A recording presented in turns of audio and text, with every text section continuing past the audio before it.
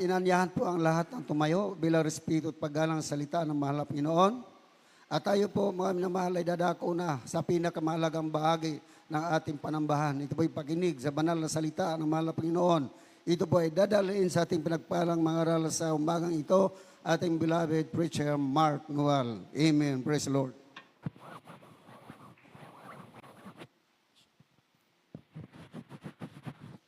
Praise the Lord. God bless you po, beloved co-preacher, Brother Amancio. Tayo po manalangin, mga minamahal. Hallelujah, hallelujah, hallelujah. Dakila at mapagpala naming Ama Diyos na makapangyarihan sa lahat. Sa matamis at makapangyarihang pangalan mo po, aming pinakamamahal na Panginoong Jesus. Sa mga unang bungang panalangin ng mahal na Pastor, mahal na Panginoon, lubos labis kami nagpupuri at nagpapasalamat, mahal na Panginoon, sa iyong paglangis sa mga unang bahagi na aming pagsamba. Sa magdamag na ito, Diyos, salamat po, mahal na Panginoon, hallelujah. Nakaabot yan sa langit ay mga panalangin pagsamba, naging mabango sa aming simbalarapan. Malinaw mo ng pakinggan namin mga panalangin, mahal na Panginoon. Maraming pong salamat higit, O Diyos, sa iyong banal na presensya. Lagi mo pong ipinadarama sa amin na kung wala ito, walang saysay. Ang aming pagsambaw, Diyos, mahal na Panginoon, sa pagkakataong ito. Narito po kami muli sa iyong balapaanan. Mingi ng tawad sa lahat ng pagkukulang pagkakasala. Dalangin namin, mahal na Panginoon, pagpalain mo po kami muli sa pamamagitan ng iyong mga banal na salita. Gamitin mo pong lubos ang iyong abang lingkod. Sa ganang akin, wala akong magagawa sa ilang umaasa. Renew our minds, transforms our heart, O God, through your words. At aming sinasaway lahat ng gawa na kaway hadlang, demons of hindrances, unbeliefs, and doubts, destruction, cast out in Jesus' name. In the mighty name of Jesus, praise the Lord. Hallelujah. Purihin po ang ating pinakamamahal na Panginoon. Tayo po makabalik sa ating mga upuan, mga minamahal. Praise God. At bago tayo magpatuloy, nais ko pong ipaabot ang pinakamataas na pagpupuri, pagluluwalhati, pinakamataas na pagsamba, tanging sa ating pinakamamahal na Panginoong Heso Kristo po lamang, ang Diyos na pinagbubukalan ng lahat ng uri ng mga pagpapala, Diyos na sagana sa kagandahang loob, punong-puno ng pag-ibig sa ating lahat. Praise the Lord, praise the Lord. And we always remember and cherish the blessed preachings and teachings of our dearly beloved parents in the Lord. Greetings and respect po to all beloved children, to all beloved Almeida family, at gayon din po sa ating mga live webcast viewers all over the world. Palayin po kayo ng ating mahal na Panginoon. Praise God. At isang mapagpalang umaga na din sa ating beloved ordained preacher, sa lahat ng kanyang mga mahal sa buhay, sa lahat po ng kapwa manggagawa, sa lahat ng ginagamit sa banal na gawain ng Diyos, at sa inyo pong lahat mga minamahal, na gising pa nagpupuri sa mahal na Panginoon. Yung gising na palakpak po, mga minamahal, para sa ating mahal na Panginoon. Praise God. Tayo po'y mag-aral ng banal na salita ng ating pinakamamahal na Panginoon, mga minamahal. Ihanda natin ang ating mga Biblia, maging ating mga puso at kaisipan. Praise God. Ating pong topic sa umagang ito, sincerity comes with obedience. Sincerity comes with obedience. Mga minamahal, yan po ang ating pag-aralan sa umagang ito. Pakibasa po ang ating key verse. Kindly po sa ating mga beloved Bible readers. 2 Samuel chapter 6 verses 2 up to 7. Pakibilisan na lang po ang pagbasa dahil mahaba po yung talata. Dito po sa ikalawang Samuel 6, 2 hanggang 7. At bumangon si David at yumao na kasama na buong bayan na nasa kanya mula sa Baale, Huda, upang iahon mula roon ang kaban ng Diyos na tinatawag sa pangalan, sa makatuwid bagay sa pangalan ng Panginoon ng mga hukbo na tumatahan sa gitna ng mga kerubin. At kanilang inilagay ang kaban ng Diyos sa isang bagong karo at kanilang inilabas sa bahay ni Abinadab na nasa burol, at si Uza at si Ahiyo na mga anak ni Abinadab, ay siyang nagpatakbo ng bagong karo. At kanilang inilabas sa bahay ni Abinadab na nasa burol pati ng kaban ng Diyos, at si Ahiyo ay nagpauna sa kaban. At si David at ang buong sangbahayan ni Israel ay nagsitugtog sa harap ng Panginoong ng sari-saring panugtog na kahoy na abeto, ng mga alpa at ng mga salteryo, at ng mga pandereta at mga kastineta at ng mga simbalo. At nang sila'y magsidating sa giikan ni Natyon, iniunat ni Uza ang kanyang kamay sa kaban ng Panginoon at hinawakan, sapagkat ang mga baka ay nangatitisod sa siyete, at ang galit ng Panginoon ay nag-alab laban kay Uza, at sinaktan siya ng Diyos doon dahil sa kanyang kamalian, at dooy namatay siya sa siping ng kaban ng Diyos. Amen. Palakpakan po natin ang banal na salita ng mahal na Panginoon. Ang Diyos po ang magpapala ng kanyang banal na salita. Hindi na po natin babasahin ulit, mga minamahal, para hindi po tayo humaba. Ano po? Sincerity comes with obedience. Ito po yung mga panahon na naglalakbay po. Sila Haring David, dala-dala po yung Ark of the Covenant. Alam naman na po natin yan, yung kaban ng Diyos, yung Ark of the Covenant, mga minamahal. At ang panahon po ng Old Testament, mga minamahal, kung ating pag-aralan, very systematic po ang mga law and statutes ng ating pinakamamahal na Panginoon sa bayan ng Israel, mga minamahal. Ibig sabihin, very organized, mga minamahal, ang mga palatuntunan ng Diyos, mga minamahal, systematic. So,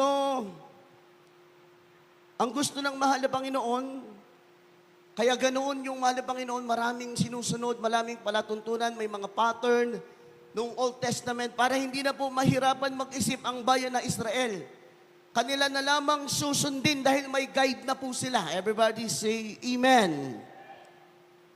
So, ang purpose ng batas ng Diyos, ang purpose ng law of God, ay para maging masunurin ang bayan ng Israel. Hindi na sila mag-iisip. Paano ko kaya susundin ng Diyos? Ano kaya ang gagawin ko para masunod ko ang Diyos? Hindi na ganon. Mayroon nang nilagay ang Diyos, mga minamahal, na mga batas, na mga law, mga minamahal.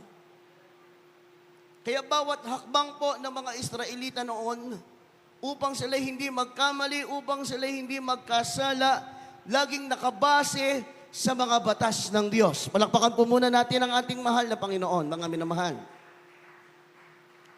Kasi once na yung kanilang ginawa ay labas sa batas ng Diyos, automatic sila po'y nagkamali. Ganyan po ang Old Testament. So katulad na lamang nito, mga minamahal, itong ating binasa, ibinabiyahe po nila yung Ark of the Covenant, o yung tinatawag na luklukang biyaya ng Diyos, galing sa burol, mga minamahal, papunta ng Jerusalem, kung saan nandoon yung City of David. Ito po, mga minamahal, na dala-dala po nila that time, yung Ark of the Covenant, hindi po ito basta-basta.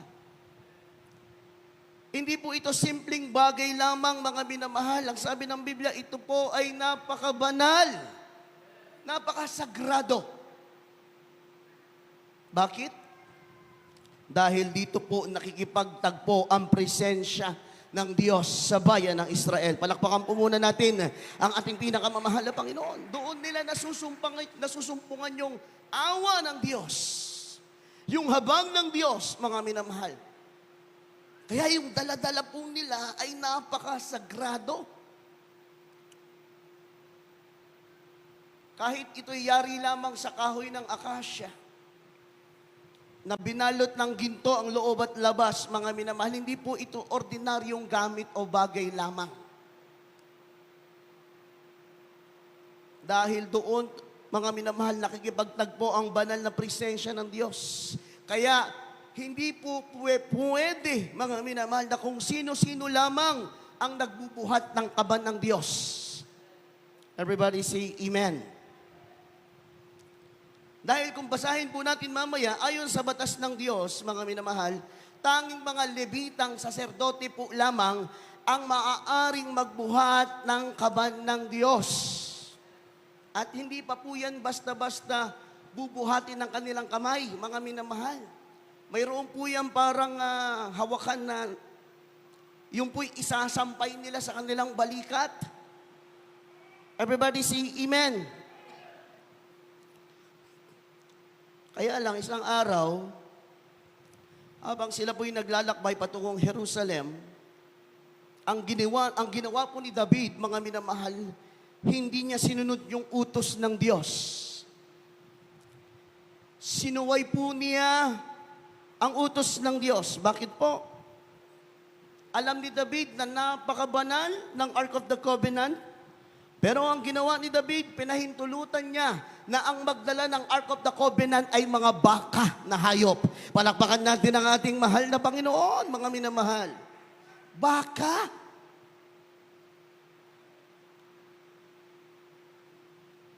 Samantalang bata pa lang si Haring David, hindi pa siya hari, siya po'y lumaki sa kautusan ng Diyos.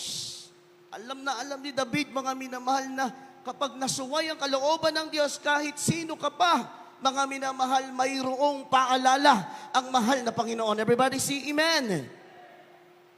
Yung bagay na napakabanal sa harapan ng Diyos, ang gusto ng Diyos, itinatrato po yung sagrado. Mga minamahal. So ano nangyari dito?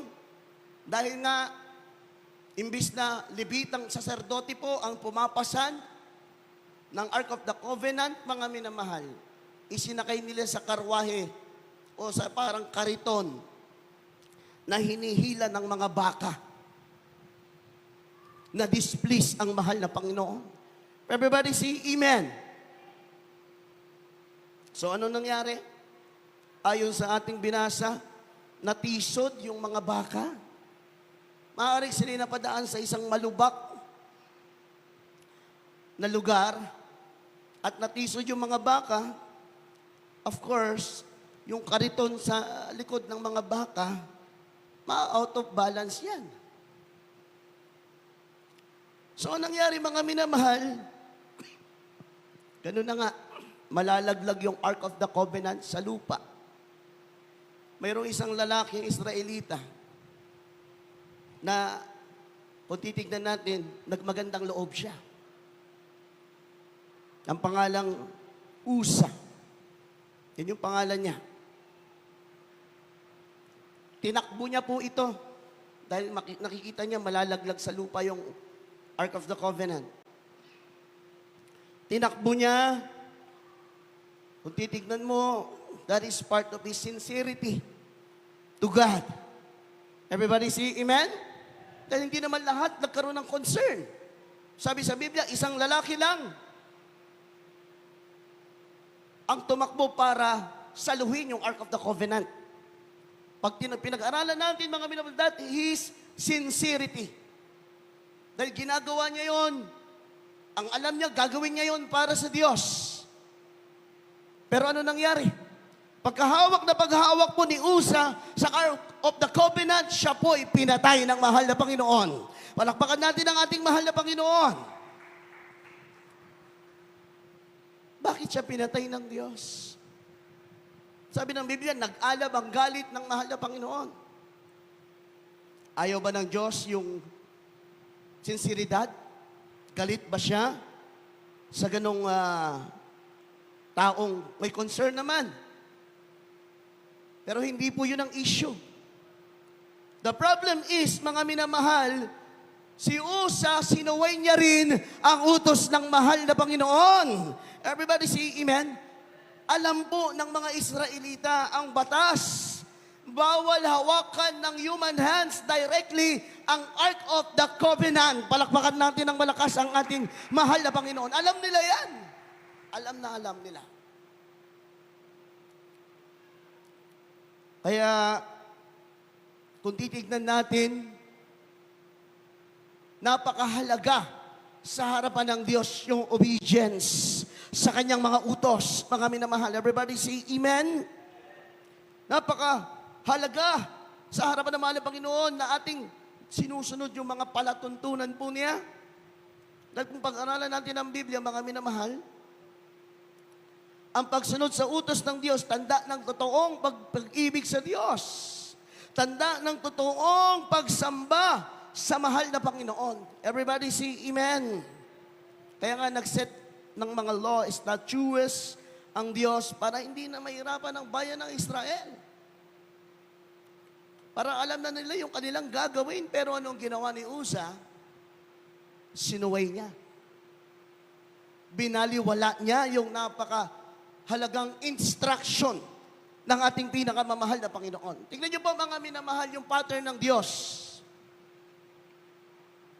Bagamat may gusto kang gagawin at iniisip mong yan ay para sa Diyos, subalit may nilabag kang kalooban ng Diyos, hindi rin nalugod ang pinakamamahal na Panginoon. Everybody say amen. Hindi nagkulang ang Diyos kay David. Hindi nagkulang ang Diyos sa bayan ng Israel. Dahil bago pa man po mangyari ang pagkakataong yan, mga minamahal, matagal nang mayroong batas na mula pinakabata hanggang sa pinakamatanda sa bayan ng Israel ay well-informed sa batas na ito. Everybody say amen. Sa lahat ba naman ang nilimutin ni Uza, yung pang napaka-importanteng utos. Kaya anong nangyari sa kanya mga minamahal? Nagalit ang mahal na Panginoon. Everybody say praise the Lord. Palakpakan natin ng malakas ang ating pinakamamahal na Panginoon. Kaya mabigat yung nangyari kay Uza, mabigat kasi mabigat yung nilabag niya. At ang Diyos, mga minamahal, hindi naman yan basta nagpapataw ng judgment nang wala po siyang ipinaunang paalala. Everybody say amen. Basahin po muna natin mga minamahal. Numbers chapter 4, verse 15. Ano pong sinasabi diyan? Mga bilang, 4:15. At pagka siya, Aaron, at ang kanyang mga anak, ay nakatapos na makapagtakip sa santuario at sa buong kasangkapan ng santuario, kailanmat isusulong ang kampamento, ay magsisilapit pagkatapos ang mga anak ni Koat upang kanilang buhatin yaon. Datapwat huwag silang hihipo sa santuario, baka sila'y mamatay. Ang mga bagay na ito ay siyang pasanin ng mga anak ni Koat sa tabernakulo ng kapisanan. Amen. Amen. Basahin ko sa English, mga minamahal. And when Aaron and his sons have made an end of covering the sanctuary and all the vessels of the sanctuary, as the camp is to set forward, after that, the sons of Kohath shall come to bear it, but they shall not touch any holy thing, lest they die. These things are the burden of the sons of Kohath in the tabernacle of congregation. So, yan po yung habilin ng Diyos. Long time ago na yan. Exodus, Numbers pa yan. Yung pangyayaring yan, mga minamahal, panahon na ni Haring David. Ang layo. So, ibig sabihin, yung batas na yan, matagal na. Everybody say amen. So, yan yung habilin ng Diyos sa bayan ng Israel. Bawal na bawal hawakan directly ng kamay ng tao ang bagay na banal sa harapan ng ating pinakamamahal na Panginoon. Sabi ng ating binasa, holy thing in the sanctuary. Pag sinabing holy thing sa loob ng sanctuary, mga minamahal, during Old Testament, yan yung golden lampstand, yan yung table showbread, yan yung Ark of the Covenant, at yan yung altars of incense. Yan yung mga holy things sa loob ng tabernakulo. Bawal po yung hawakan ng kamay ng tao. Everybody say amen. So, alam po ito ng mga Israelita long time ago. Alam ito ni Uza. Alam ito ni David. Kaya ganoon po nagalit ang mahal na Panginoon. Alam mo na, matagal na, ilang generation na, napakaraming tao na nagsabi sa iyo na ito ang dapat nating gawin, na ito ang bawal, ito ang dapat gawin. And yet, sinuway pa rin ni Uza. Kaya buhay ang kapalit. Palakpakan natin ang ating pinakamamahal na Panginoon. So, hindi masama ang Diyos. Nagpauna na siya, matagal na, mga minamahal. So sa panahon po natin, hindi naman po na iba yan. alam na po natin yung mga bagay na mahalaga sa harapan ng Diyos. Everybody say amen?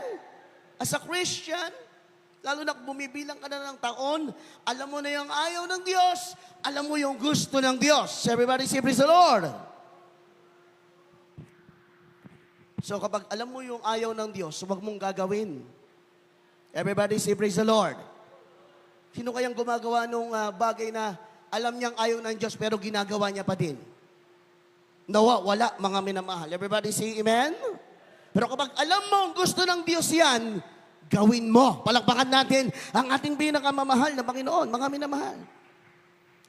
Sa panahon natin, most of the holy thing o yung mga bagay na banal sa panahon po natin, most of them is spiritual na.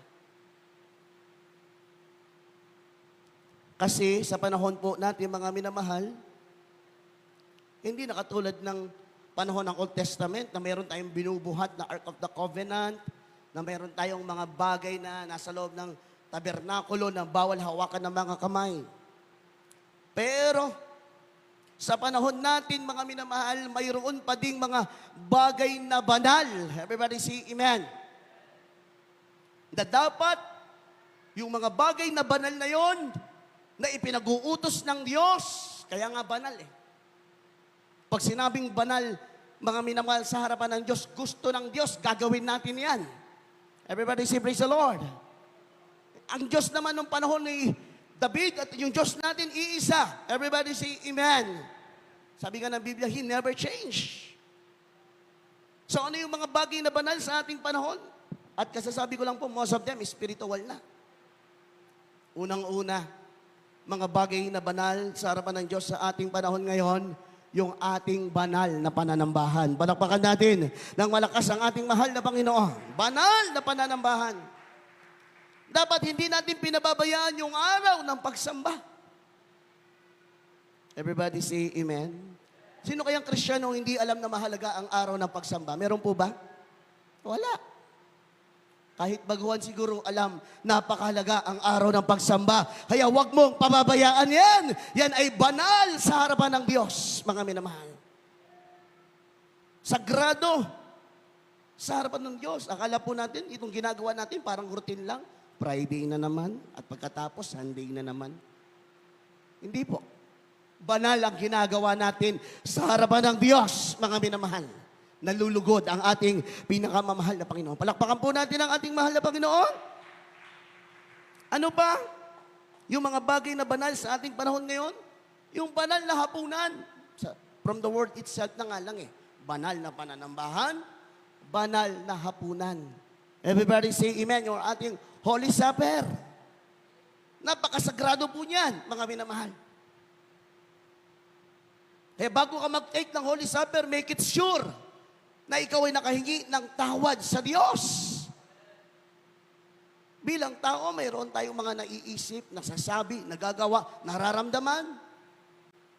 Kaya nga kinakailangan, bago ka lumapit at magpartake ng banal na hapunan, make it sure na ikaw ay kinahabagan na ng mahal na Panginoon. Palakpakan natin ang ating mahal na Panginoon dahil yan ay napakabanal. Ano pa yung mga bagay na banal sa ating panahon? Of course, ang ating mga ikapo. Everybody say amen. Ating mga ikapo. Sabi nga ng Biblia, lahat ng ikasampung bahagi ay, ano sabi ng Biblia? Ano pong sabi mga minamahal? Lahat ng ikasampung bahagi ay ano daw sa harapan ng Diyos? Banal. Palakpakan natin ang ating pinakamamahal na Panginoon. So, alam na natin yan. Nagbiho ba buhay yung kinuha kay Usa? Bakit? Inosente ba si Usang sa law of God? Hindi. Matagal niya nang alam. Mula pa sa kanyang lolo ng kanyang lolo, mula pa sa kanyang tatay, itinuro na sa kanila yung law of God, and yet sinuway pa rin ni Usa. Kaya ganun yung punishment. Sa ating kapanahunan, namulat ka na sa banal na gawain ito, bata ka pa lang, napakinggan mo na, ang ikaput handog ay banal sa harapan ng Diyos, and yet hindi mo pa rin sinusunod. Everybody say, amen? Palakpakan natin ng malakas ang ating mahal na Panginoon. Minsan may nagsasabi sa akin, pag nagpipreach ka, wag mo na isama yung giving kasi may exhortation. No! Napakahalaga ng malaman natin yung paghahandog sa mahal na Panginoon dahil dyan ka pagpapalain ng Diyos. Until now, ang dami natitisod dito. Alam niyo yung mga natitisod sa pagbibigay, yan yung mga hindi nagbibigay. Palakpakan natin ng malakas ang Diyos. Bakit po? Pag binasa mo ang Biblia, the moment na nagbigay ka ng may katapatan sa mahal na Panginoon, God will change your heart. God will change your mind. Yung perspective mo, yung iyong pananaw, yung point of view mo, babaguhin ng Diyos. Maaalis lahat ng pag-aalinlangan. Everybody say amen. Palakpakan natin ng malakas ang ating mahal na Panginoon. Kaya the moment na nagtatapat ka ng iyong ikaputandog sa Diyos, lalo mong iniibig ang Diyos. Kaya yung mga nagko-question pagdating sa pagbibigay, Old Testament pa yan. Sa panahon natin, wala naman nang sinabi na ganyan. Yan yung mga hindi nagbibigay. In fact, may nagsabi pa nga yan yung mga higahos. Palakpakan natin ang ating mahal na Panginoon. Pero hindi naman lahat. Some of our beloved brethren, nasa proseso. Wala pang masyadong pagpapala. Nag-wait, naghihintay man ng maraming pagpapala. Pero yung puso nila, nakikita na ng mahal na Panginoon. In the future, sila'y maglilingkod ng totoo sa ating mahal na Panginoon. Bakit? Ang sabi ng Diyos, ito ay banal. Palakpakan natin ang ating mahal na Panginoon. Kaya nga, yung principle ng Diyos during Old Testament, huwag na natin babaliwalain yan. Dahil ang New Testament, ang fulfillment ng Old Testament. Hindi po pwede yung maghiwalay. Everybody say amen. So, yan yung mga bagay na banal sa ating panahon. Ilan lamang yan. So, ano yung pinakamahalaga na banal sa ating kapanahunan? Alam na natin lahat yan. Yung salita ng Diyos. Yan ang pinakamahalagang banal sa ating panahon. Kaya kinakailangan yung Word of God ating ginagalang, nire-respeto. Everybody say amen. Nire-respeto natin ang salita ng Diyos. At higit sa lahat, mga minamahal, sinusunod po natin ang salita ng Diyos. Palapakan po natin na malakas ang ating pinakamamahal na Panginoon, mga minamahal. So kung titignan natin gaano kahalaga yung obedience sa harapan ng Diyos, mga minamahal,